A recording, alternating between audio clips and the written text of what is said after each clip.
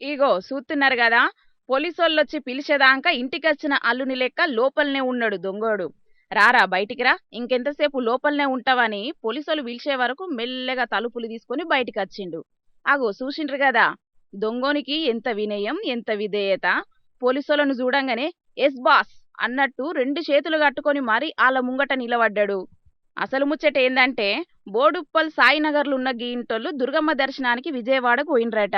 ఇక అదివారకే కాలనీ మొత్తం రెక్కి చేసుకున్నాడో ఏందో తెలియదు గాని, తాళాలేసిన గీంటిని టార్గెట్ చేసి చోరికి ప్లాన్ చేసినట్టున్నాడు. ఇక కత్తులు కటాలు గీన అత్తాలు రాని బగ్గనే తెచ్చుకున్నాడు. అద్దుమరాత్రి పూటొచ్చిన దొంగోడు తలుపుల తాళాలు వగలగొట్టి ఇంట్లోకి జొచ్చిండట.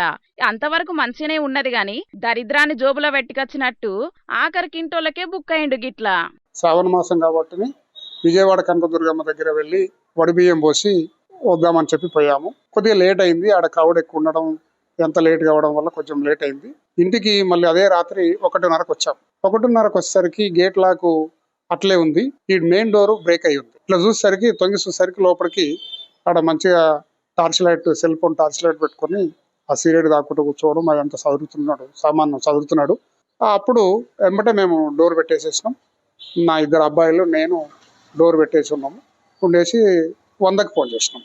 ఎట్లాగూ ఇంట్లో ఎవ్వరు లేరు, తెల్లారేదాకా ఎవరు రారు కాబట్టి తీర్పాటంగా రెస్ట్ తీసుకొని అవసరమైతే ఒక కొనుగు తీసి నిమ్మలంగా ఓదామనుకున్నాడో ఏందో గాని, మంచిగా సిగరెట్ దాక్కుంటా ఇంట్లో సామాన్లు దేవులాడుతున్నాడట దొంగోడు. గింతల్లే ఇంటల్లొచ్చి లోపల గిన్ని చూసే వరకు గుబులు పడ్డారట.